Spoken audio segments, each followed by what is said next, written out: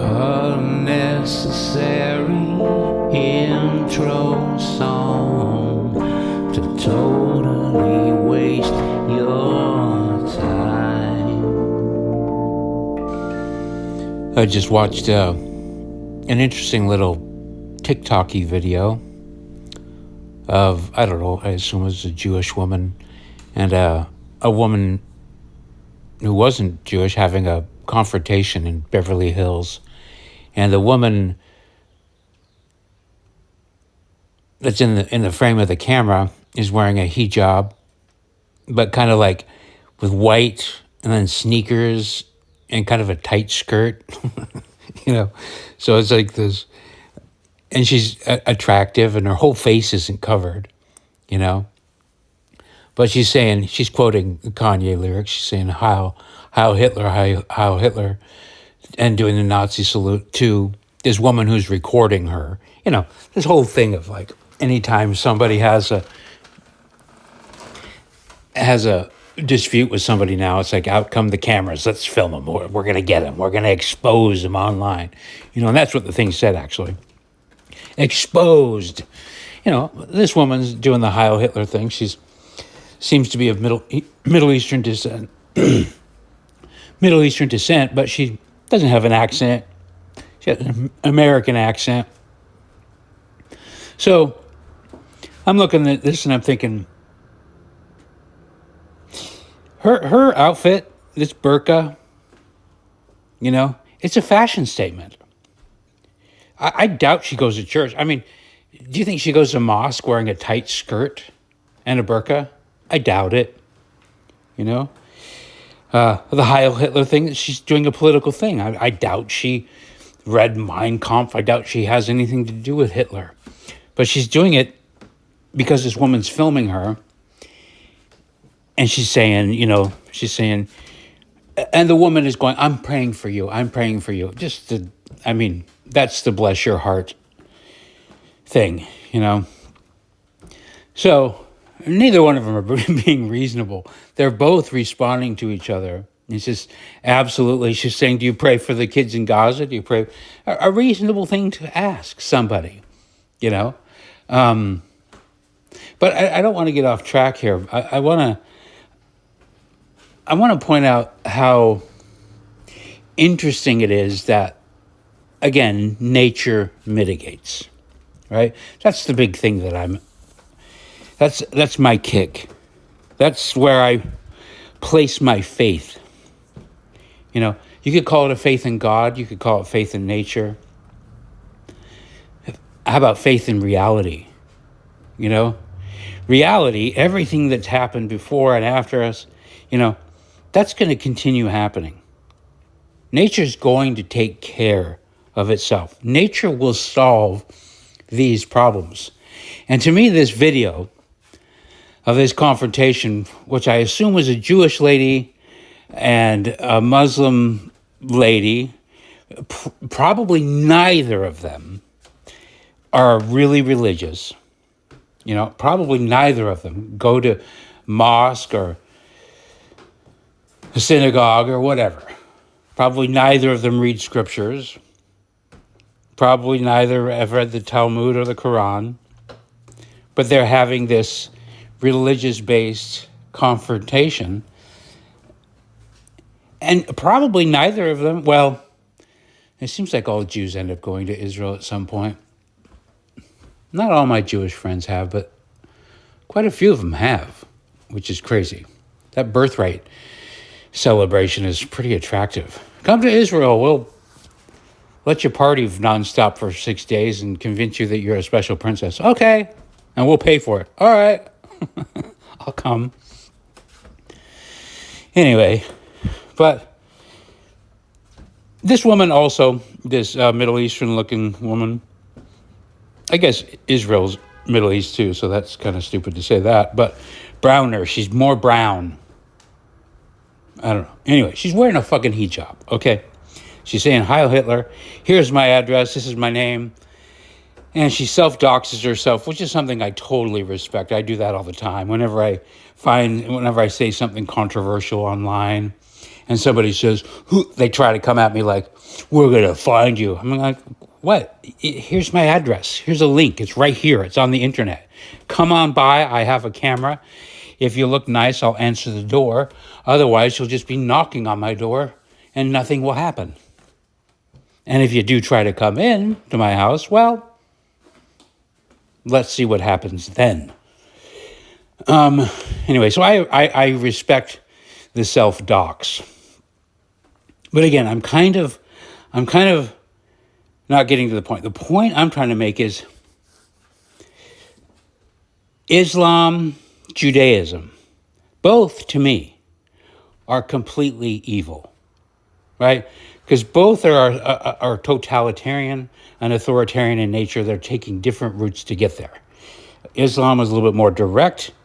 You will submit, We're going to come in, we're going to outbreed you, and then we're going to outvote you, and then we're going to get rid of the vote entirely, and your democracy is done. We're going to take advantage of everything you offer us to get rid of everything you offer us.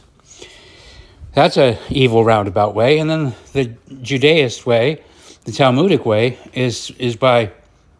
And also, Islam and Judaism share in this, in that it's not wrong for them to use pornography or to use every tool of Satan, for lack of a better term, every obviously evil thing, drugs, to infiltrate any land, and it's for the others, porn for thee, not me, drugs for thee, not me, infect your enemies, overtake them. You can lie to them, you can cheat them, you can overcharge them because they're your enemies. That's not totally senseless, to treat your enemies by subversive means. You don't have to be honest to them. You can lie, you can smile, you can say, hi, you're my best friend, enemy. And then, hold their hand and walk them off a cliff. Both of these religions share that. In the doctrine, yes, the Gentile can be treated poorly. Yes, the infidel can be treated poorly. In fact, it is preferred for you to deceive and treat the infidel or the goyim poorly, because they're the infidel. They're, not God's chosen. Anyway, so watching them fight, the only thing that I have trouble with is watching my people that share my kinds of maybe philosophies, watching them pick sides and forget that their two warring factions are both awful. Like for me, that video, I was like, okay, great. Keep each other occupied. You two, Israel, or let's just call them Zionists or Talmudists. It's mostly about the Talmud for me and Judaism. You guys keep fighting Islam and leave me the fuck alone. All right. That seems to be nature mitigating, keeping them occupied. But even more importantly is this idea that, Judaism, as it's represented or what it's done to Western civilization, the tearing down of morals, the overdoing, the trans shit, the sexual liberation shit, the porn shit, it all comes, you see a lot of it coming from Judaism. And I'm not saying that Christians aren't partaking in it, but when you see the people doing it, and you go, too many of them share this common philosophy, which is Judaism. It's very interesting to watch Rabbi Shmuley selling dildos. He's a rabbi, and he's selling dildos. His daughter owns a sex shop. Interesting. All the rabbis that own porn sites, OnlyFans, I think, run by a rabbi or Pornhub, one of them, I don't know, don't quote me, but it's just really weird. If you found out that the Mormon Church was running porn sites in a Muslim country. First of all, if I found that out, I'd be like, interesting. Fair play. You know? It would totally change my attitude about Christianity, because I don't see that in Christianity. I don't see Christians going out and trying to undermine. In other words, just treat somebody because you're of another race, you are an enemy because of that. And therefore, everything that we hold dear for our people, we invert for your people because we want to destroy you. That's not the way I was raised. The way I was raised in Christian is that we want to save you, and we want you to bring you into the fold, you know? And the truth is the truth, and reality is reality. There's never a point where it's good to lie. Like the ethics conversations in Christianity would be like, is it ever okay to do that? You'd always be on the outs if you're saying yes, because the drive is to say, no, it's not. Figure out how to say the truth. You know, it's always better to tell the truth. You know, that's how you bring people into the light or whatever. But yeah, those two religions share that thing that isn't really shared with Christianity, which is subversion is good. It's good. You know, when you look in the scriptures of Islam, where it's okay to rape an infidel, they're whores and they're asking for it. You know? That's why you got the problems in Sweden and London. It's like they're not raping their own, well, except for their little boys. We can get back to that later. The rites of passages by raping little boys. Not a really good aspect of Islam. But then again, here we go into Catholicism. You got some of that there too. But it's not admitted to. Anyway, I'm getting off track. Nature mitigating itself. So you got Western civilization, and we decide, okay, let's let every idea in. And suddenly around the 60s, you got this sexual liberation, and you can argue, and I don't want to sit here and argue with anybody, but you tie it back to academia. It looks like Judaism to me, but this whole liberation thing, the destruction of the family, the destruction of values, the destruction of, it seems to be a targeted thing on the West. Let's ruin their families. Just don't ruin our families. Let's don't plummet our birth rates. Let's keep our birth rates going. We won't imbibe in these things, but let's create a situation where our enemies, the white Christians, let's set the table for a Sodom and Gomorrah for them. And it was kind of a slow rise, I kind of hopped on board, started making naked pictures of women. And I had all the kinds of different excuses of why it was art and blah, blah, blah, and this and that and this and that. I was a fish in water that didn't know I was in water, But when you're from the outside looking in, you can go, oh, I see what was going on here. There's all this philosophy, free speech, all this other libertarian freedom, and in Christianity, free will is the only way to do it. That's the Christian thing, I don't know exactly what scripture it was, or if it was all twisted through Mormonism, but the whole idea of the war in heaven, where God asked his two kids, Satan and Jesus, come up with a plan, blah, blah, blah. Jesus goes back and he says, I'm going to go down, free will. All glory goes to God. Satan says, I got a better plan. I'm going to go force people to be good, and all the glory goes to me. God's like, I don't like that. You got to give me the glory. You're banished to hell forever. I'm like, oh, great. Nice dad, omniscient guy. You knew you were setting up your own kid for that kind of thing? That doesn't sound very nice. Anyway, that's how. That's why I left religion. But we're seeing that all represented, you know? So all of Western society is saying free will, individual accountability, you know? And I still sign up for that. Individual accountability is a must. But along with that, what happens is, you know, a friend of mine just the other day was talking about this phenomenon that I haven't really noticed because I don't spend much time on Instagram. But once she pointed it out, I remembered noticing it. But she's talking about these kinds of pants, these yoga type pants or whatever, spandex pants that now are designed to literally conform completely to the ass crack. And she was just talking about the comfort of like, you basically have a thing going up your ass.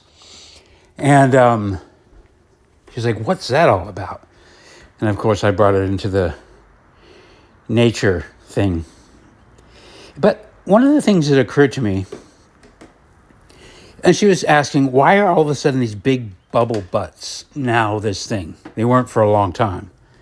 And my thing was, well, I think it's mostly a result of serving a need.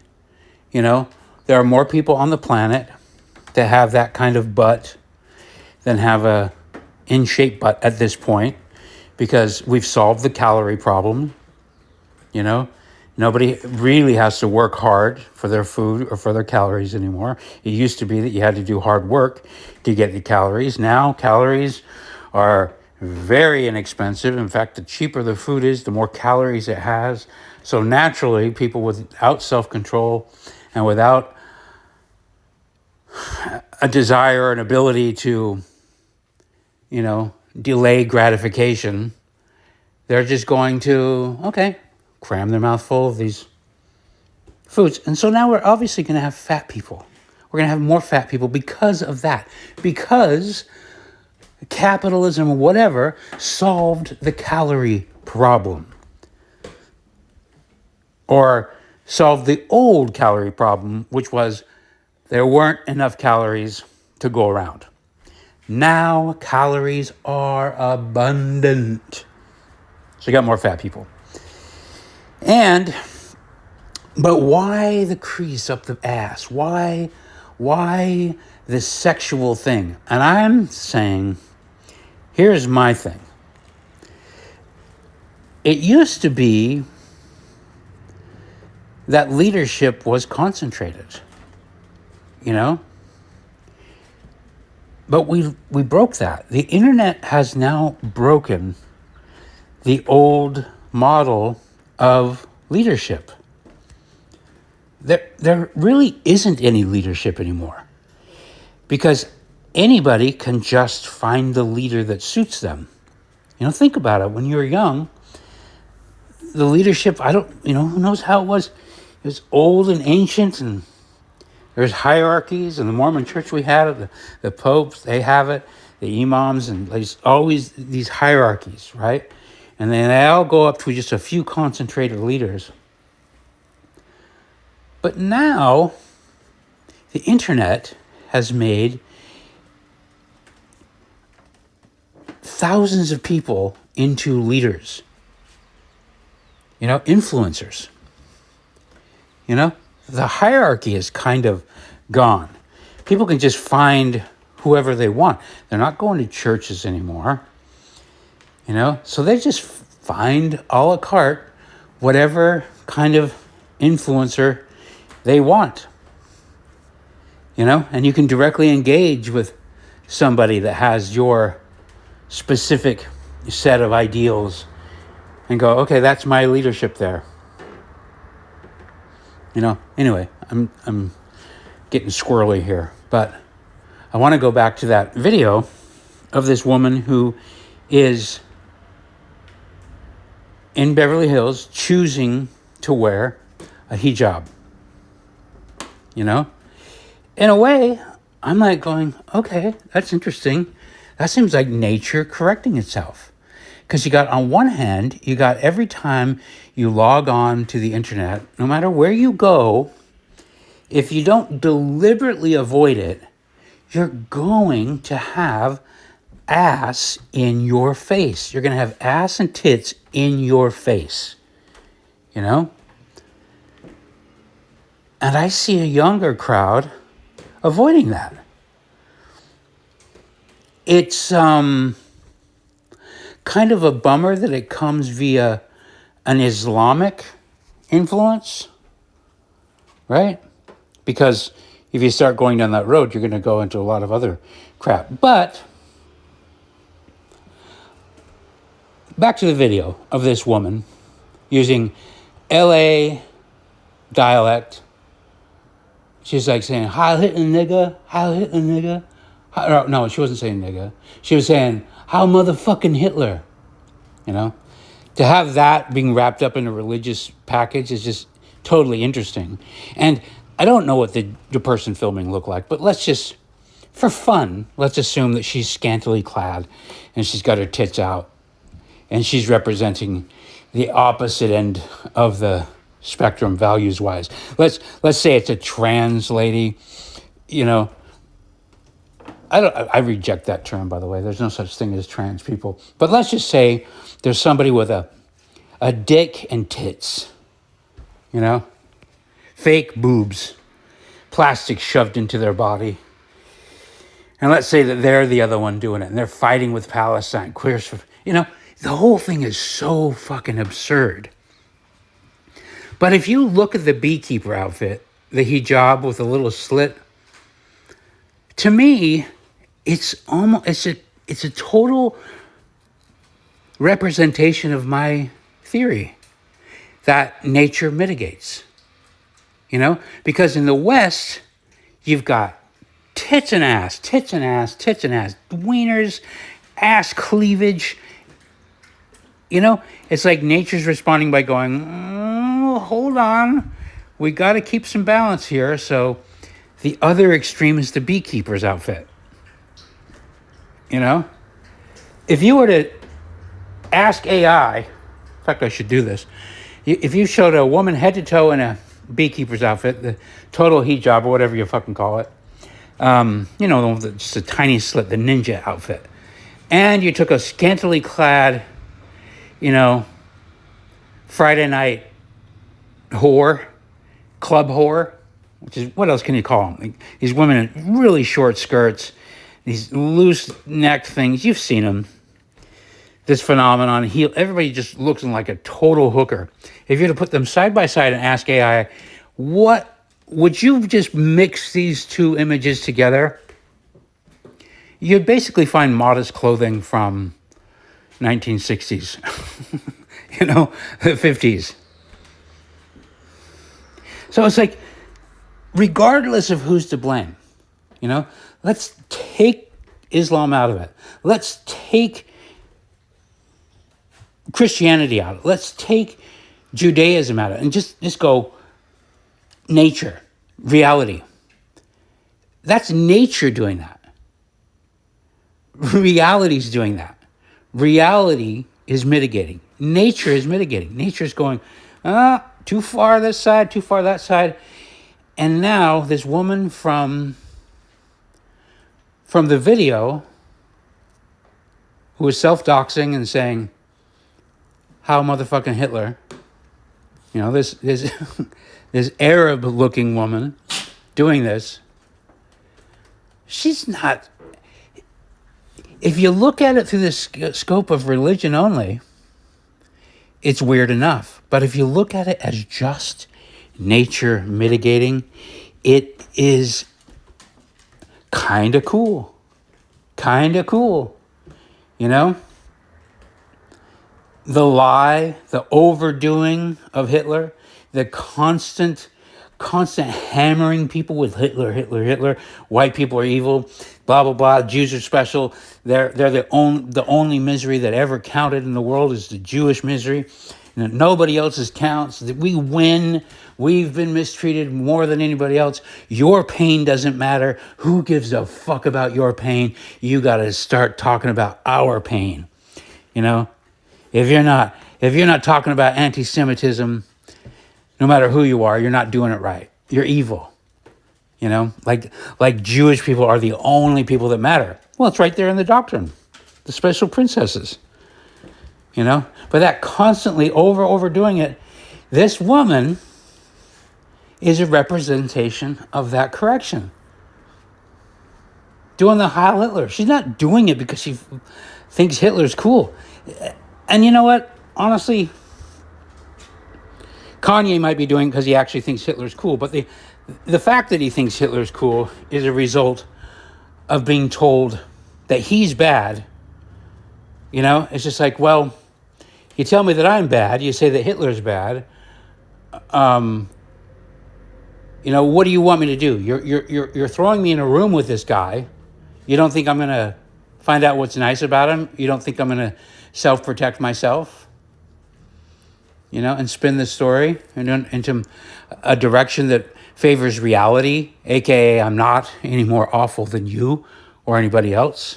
I'm just a human, you know. Anyway, nature is mitigating. Nature brought back some modesty. The woman who was saying this stuff, she was saying it, but she didn't have her tits out, you know?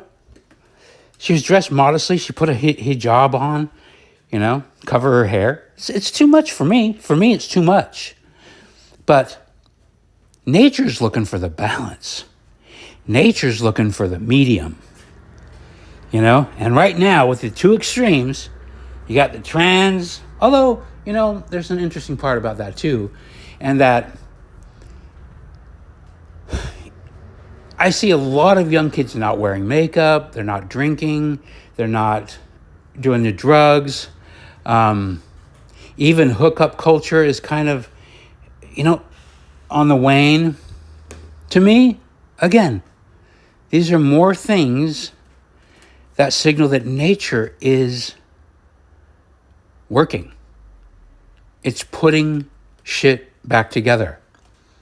And honestly, even another part of the good side of this trans debate or whatever, the part that I like about it, and when I was kind of on board with before it went all crazy and they had all these terms defined, but, you know, back, for example, when I did my book in 2008, I was photographing all different kinds of body types. I wasn't discriminating by, oh, you have to look like this, you have to have the kind of body that gay men like and put in fashion magazines.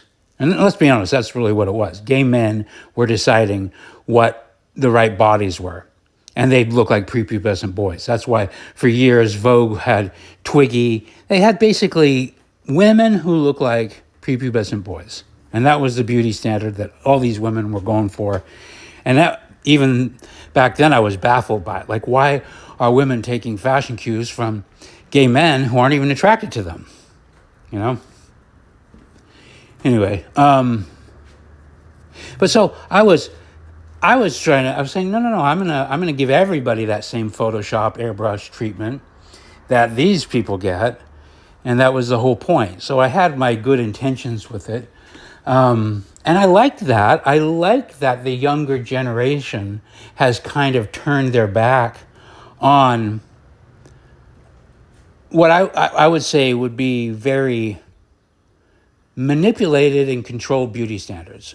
Like what I was just saying, you know, a bunch of gay men decide that this is what's beautiful in women. No curves, totally thin, emaciated, heroin addict, boom. Look, most men globally don't agree with that at all. Maybe even most gay men don't agree with that. I don't know. But it's not realistic. So the rebellion against that, I see as a good thing. You know? The rebellion against unhealthy thinness, or the rebellion against jogging 50 miles a day, you know, health obsession, extremist shit, tanning booths, bleaching your hair, spending too much time with makeup painting. Dude, come on. That shit's weird. And for me, even the trans movement is nature. Nature saying, you went too far with the painted faces. You went too far with Hooters. You went too far with Playboy. You went too far, Merkley, with your airbrush shit. You went too far. We're responding. Nature's responding. Nature's pulling it back. Nature's saying no. I would say that nature's even saying no to the, you went too far. Religious people or dogmatic people that say there's only one way to be. If you're a man, you have to be a Chad. You have to have a big burly beard. You have to be shaped like a V with broad shoulders. That's the only way to be. Or women have to be this. They have to be the voluptuous. This is the ideal. Nature says you went too far. That's not reality. That's you trying to manipulate. That's you trying to impose a standard that doesn't go with reality. You're being a bonsai. Nature knows how to grow a tree without you. You're bending the wires around and you're bending branches and you're breaking something to conform to the way you want it to be. But that's what nature doesn't have that in mind. It doesn't. Nature will find the medium. And so I see all these things, these forces happening, and I just go, that's nature. That's nature. Nature's finding the balance point. Nature's finding the fulcrum. Nature's not going to let things topple over. For every action, there's an opposite reaction. And that woman voluntarily wearing a hijab in Beverly Hills, saying, how motherfucking Hitler to a Jewish woman who's filming her and trying to out her. As if the people watching it aren't going to also hear the good points of this, Arab woman. This voluntarily American Arab woman voluntarily wearing fashionable hijab. Anyway, it's good news, actually. It's good news. This isn't bad news. Don't lose hope, you guys. These conflicts, it's like earthquakes suck, right? You don't want the earthquake to happen. But the mountains are beautiful. And they didn't get there without earthquakes, without volcanoes, without windstorms, without plates shifting around. You kind of just got to enjoy it, My life is a series of mistakes that I am absolutely grateful to have been able to make. I don't want to make any of them over again. I wouldn't make them over again if I had to go back. But how can you not be grateful for the disasters? How can you not be just grateful for the entertaining show that nature is always putting on? I'm saying this as I'm watching these beautiful pigeons on my deck and all my beautiful little plants in their little bowls. I'm collecting. I don't need to put a plant in a bowl. There's plants all over the place. It's weird that I'm being a warden to these plants. You plant, you little succulent, will stay in this bowl. And any other plants that try to grow up around you, I'll pick them out. Weird. Power tripping. I'm power tripping, obviously. But I'm grateful for this desire that I have to be this way, that I get to do it. I get to watch the disasters unfold. A friend of mine He's a tornado chaser. He's got a tornado chasing channel, and he came up, and I was watching him chase a tornado, and he was right in the eye of a tornado filming it, you know? And a lot of people would say, that's totally stupid. And it is stupid. We are humans. We're stupid. But isn't that fantastic?